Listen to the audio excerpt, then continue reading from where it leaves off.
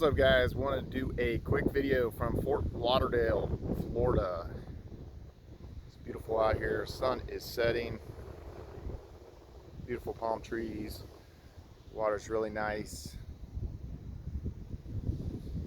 But just wanted to tell you guys what I think is going to happen here towards the end of the year in crypto, and maybe make some comments on the FTX stuff.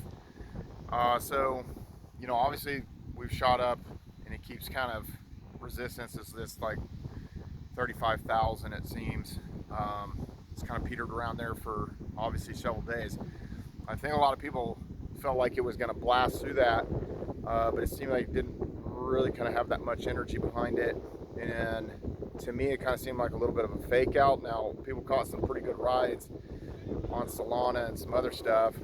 Obviously, some of this stuff is still popping around, but I don't really see much for it when we get into November and December, because here's kind of what I kind of see playing out is a little bit like we had in 2019, where some of the excitement from the summer and stuff like that, people have to take money for the holidays. You got Thanksgiving coming up, you got Christmas coming up, and in general, people are still getting beat up on some of these positions. Now, these are going to be great times to take these positions, and if you've been taking positions throughout here, if you have the money, you're probably not going to go wrong. But I do see, definitely the possibility of capitulation moves down. If you see the greed index, it was way up in the green, and some of these traders that go on these metrics like the RSI and these different things like that, doesn't really kind of look favorable to them, and they takes them off the table and let it go back down and maybe trade in that range. But we'll see. Now, some of these exchanges obviously have become these ghost ships. We saw that with Mt. Gox. It just keeps coming back to haunt everybody. Happy Halloween, by the way. It is technically Halloween, October 31st. So, yeah, they just become ghost ships. So FTX, Sam Bankman-Fried, he took the stand, and I guess he's just been talking in circles, trying to blame everybody else. But what do you expect him to do? They could put him away for a long time, and so they're all just going to point fingers. And at the end of the day, I don't know. It does look like he's going to have a hard time getting away from it. Now, maybe he escapes. Maybe he's got an escape strategy. But if he was going to pull off an escape strategy, I would think that he would have done it when he was at his parents' house. I don't know. So I think he's just talking in circles, and I don't think anybody believes him. And just the sheer amount is kind of shocking, where just billions of dollars, like $8 billion, like goes missing or misappropriated. So it's going to be hard to get out of that. It's not like saying it was like 20,000 or 50,000 and there's an accounting error. This was in the billions, potentially tens of billions, and it's going to be hard to talk his way out of that. So I'm just kind of seeing the capitulation moves down. Now, it did seem like more and more interest was coming out around ICP, Internet Computer Protocol. I made the original video, talking about we should listen to Jerry Banfield, at least kind of clue in, see what he's doing, and kind of keep tabs on that.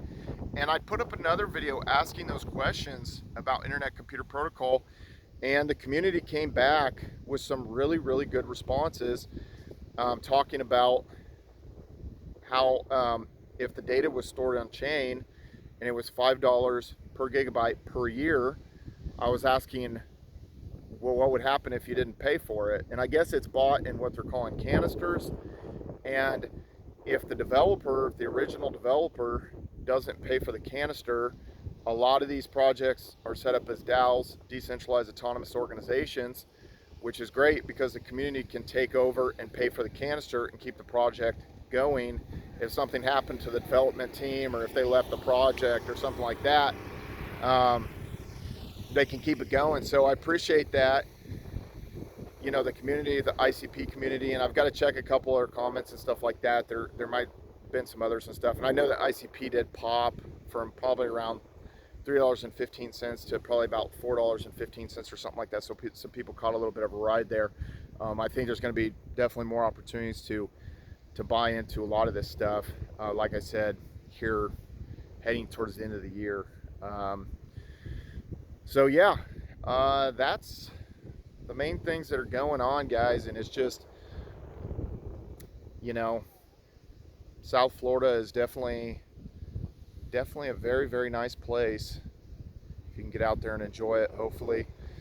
If you're, they were getting snow up north, like up in northern Indiana and southern Michigan. So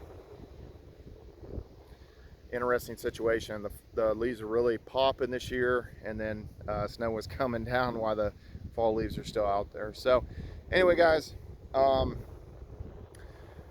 let me know what you're buying.